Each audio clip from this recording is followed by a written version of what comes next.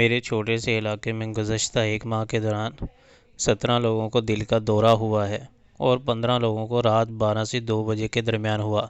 बाकी 2 को दिन के वक्त।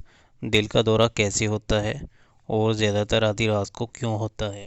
मुझे तहकीक में कुछ पता चला है, जिसमें एक तो ये है कि अक्सर ये ख़ानदानी हिसाब से होता है। मतलब कि अगर ख़ानदान हमारी जैसी अगर किसी के ख़ानदान में दादा दादी या बाप को हुआ तो घर में दूसरों को भी होगा, ऐसी ख़ानदानी बीमारी कहती हैं। दूसरा, जिसको ब्लड प्रेशर का मसला होगा। और तीसरा ये कि अगर आप बेड पर या चारपाई पर सोते हो, आँख खुल गई और आप जल्दी में उतर कर खड़े हो गए तो ब्लड तेज़ी से चलने लगेगा और हार्ट अटैक हो सकता है।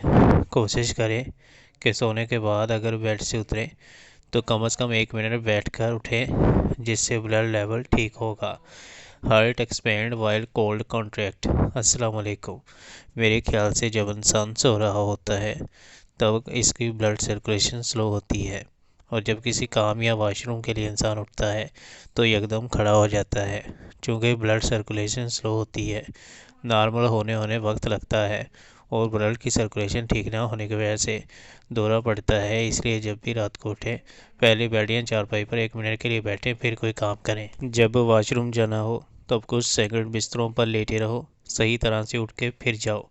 क्योंकि तेल की कंपनी तेल में कुछ ऐसा चीज़ मिलाते हैं जिसकी वजह से दिल की रगें जाम होती हैं और फिर दिल में खून का प्रेशर कम होता है और उसे दिल का दौरा पड़ता है।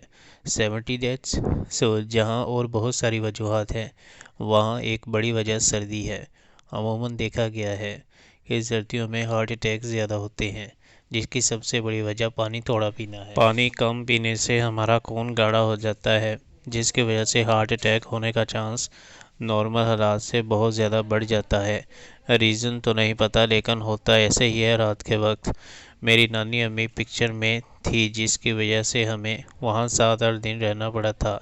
मोस्टली मैं और मेरा कज़न होते थे तो हम करते थे डेली रात 2 बजे से सुबह फजर तक बहुत ज़्यादा इमरजेंसी केसेस आते थे।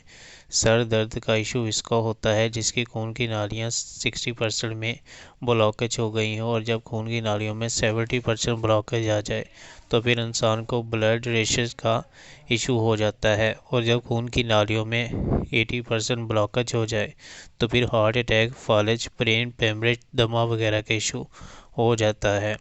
फिर आखिर में जीता जागता बंदा, जिसे कुछ भी पता नहीं चलता, रात को अच्छा भला सोता है, सुबह तक इसकी मौत वाक़या हो जाती है। इसकी बड़ी वजह हमारी खुराक है। सुबह सवेरे उठना, बाजमां नमाज पढ़ने के बाद खुली फ़ज़ा में नाक के ज़रिए लंबी लंबी सांसें लेकर कुछ देर तक सांस रोकना, फिर ज़ोर ज़ोर से मुंह के ज़रिए सांस ऐसे निकालना जैसे गुब्बारे में हवा भरी जाती है, और फिर चहलकदमी के साथ नॉर्मल एक्सरसाइज। नमक का इस्तेमाल कम से कम करना, चीनी, घी, मसालेजात और मसनूई बाज़ारी खुराक से परहेज़, कुदरती चीज़ों का ज़्यादा से ज़्यादा इस्तेमाल, हर किस्म के नशे और झूठो हराम से परहेज़, सदका व खैरात के साथ दूसरों से हमदर्दी का एहतमाम, रात को खाने के बाद लाजमी चहलकदमी, देर तक रात को जागने से परहेज़, पानी का बराबर इस्तेमाल, बड़े गोश्त और चावल का कम इस्तेमाल, सब्ज़ियों और फलों का ज़्यादा इस्तेमाल वगैरह वगैरह।